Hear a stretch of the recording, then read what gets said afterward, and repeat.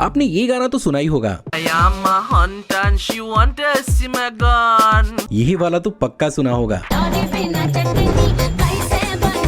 क्या लगता है इन गानों की शुरुआत कहाँ से हुई होगी? अगर आपका भी जवाब है कि इन्हें इंडिया के किसी भोजपुरी बेल्ट में शुरू किया गया था तो बधाई हो, आप एकदम गलत हैं, क्योंकि इन गानों की ओरिजिन इंडिया में नहीं बल्कि इंडिया से बाहर फॉरेन में हुई है। और ये चीज समझने के लिए हमें समय में थोड़ा पीछे जाना पड़ेगा, जहाँ पर साल 1845 में ब्रिटिश एम्पायर ने स्लेवरी को अबॉलिश करना शुरू किया था। अब जैसे कि ब्रिटिश एम्पायर वाले थे बहुत चालू, तो 1945 में इन्होंने इंडियन इंडेंचर सिस्टम चालू कर दिया, जिसके अंदर ये इंडिया के कई सारे लेबरर्स को 3 से 5 साल के लिए कॉन्ट्रैक्ट पे हायर करते थे अपने अलग अलग कॉलोनीज और सेटलमेंट्स पे काम करने के लिए। शुरुआत तो सिर्फ 225 लेबरर्स को माइग्रेट करने से हुई थी, लेकिन 1917 तक दुनिया भर में लाखों इंडियन लेबरर्स माइग्रेट किए गए, स्पेशली कैरिबियन आइलैंड्स में। अब ब्रिटिश गवर्नमेंट इन लेबरर्स को वहां ले तो बड़े आराम से गई थी, लेकिन वहां से आने की जिम्मेदारी इन लेबरर्स पे ही छोड़ दी।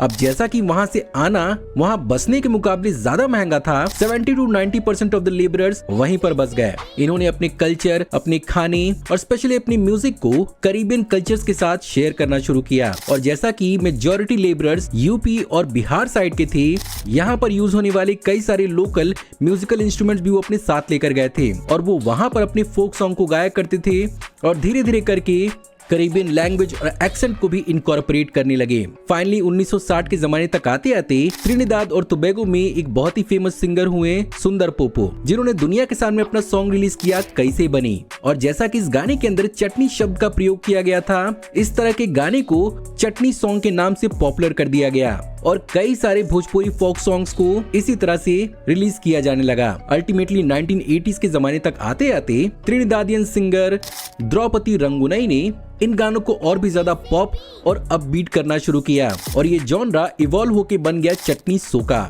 और आज के जमाने में सिर्फ भोजपुरी फोक सॉन्ग्स ही नहीं बल्कि कई सारे इंडिया के फेमस सॉन्ग्स को भी लोकल त्रिनिदादियन लैंग्वेज, रैगे और रैप के साथ मिक्स करके रिलीज किया जाता है।